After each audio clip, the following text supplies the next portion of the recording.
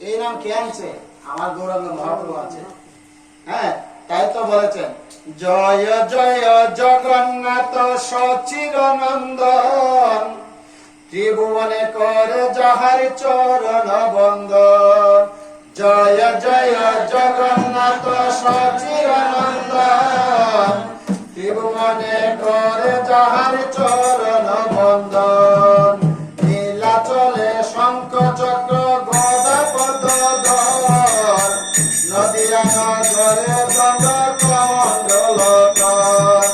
দেহ বলে পুরবেদে রাবণ বধিরাজ, গোলকের বৈভব লীলা প্রকাশ করিলা। শ্রীরাধার বেশে গৌরায় অবতার, হরে কৃষ্ণ নামে গৌরী করিলা প্রচার। শ্রীরাধার বাদে গৌরায় অবতার, হরে কৃষ্ণ নামে গৌরী করিলা প্রচার। জয় জয় জগন্নাথ সচিদানন্দন, ত্রিভুবনে করে যাহার চরণ বন্দন।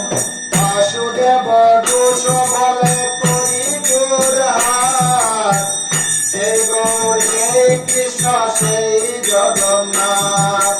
বাসুদেব দোষ বলে করি জোড়হাত, সেই গৌর সেই কৃষ্ণ সেই জগন্নাথ। জয় জয় জগন্নাথ সচিদানন্দন, ত্রিভুবনে করে যাহার চরণ বন্দন। এই সচিদানন্দন শ্রী চৈতন্য মহাপ্রভু আমাদের জন্য খেয়া নিল যে বললেন, এই শ্রী চৈতন্য মহাপ্রভু সচিদানন্দনে আমাদের জন্য এই নাম নিয়ে আসেন। আমরা চলে আসি শেষ প্রান্তে। আমি শেষ একটু আলোচনার 5 মিনিটের মধ্যে শেষ করবো। এই যে আমরা পরিহত জীব, জানেন কি আমাদের 4টি মুখ্য পাপ রয়েছে। কয়টা পাপ? 4টা মুখ্য পাপ। সেটা গীতার কথা না, আমার কথা না, কারোর কথা না, বাবার কথা না, এটা ভাগবতের কথা। ভাগবত বলছে এই কলিযুগে 4টা মুখ্য পাপ আছে। সেই পাপগুলো 1 নম্বর হচ্ছে অবৈধ স্ত্রী সঙ্গ। কি? অবৈধ স্ত্রী সঙ্গ। 2 নম্বর হচ্ছে পশু হত্যা। 2 নম্বর কি? পশু হত্যা। একটা মনোযোগ দিবেন আপনারা। 4টা মুখ্য পাপ, যে কোন জায়গায় যত বড় পাঠ হলো যে 4টা মুখ্য পাপ কি কি?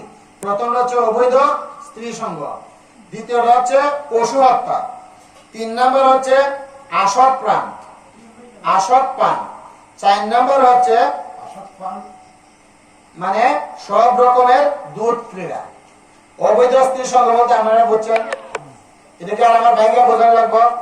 অবৈধ স্ত্রী শুধু অবৈধ স্ত্রী সঙ্গ শুধু পরের স্ত্রীর সাথে সঙ্গ করা, তাকে শুধু অবৈধ স্ত্রী সঙ্গ বলা না, নিজের স্ত্রীর সাথে সঙ্গ করা সেটাকে অবৈধ স্ত্রী সঙ্গ বলা হয়।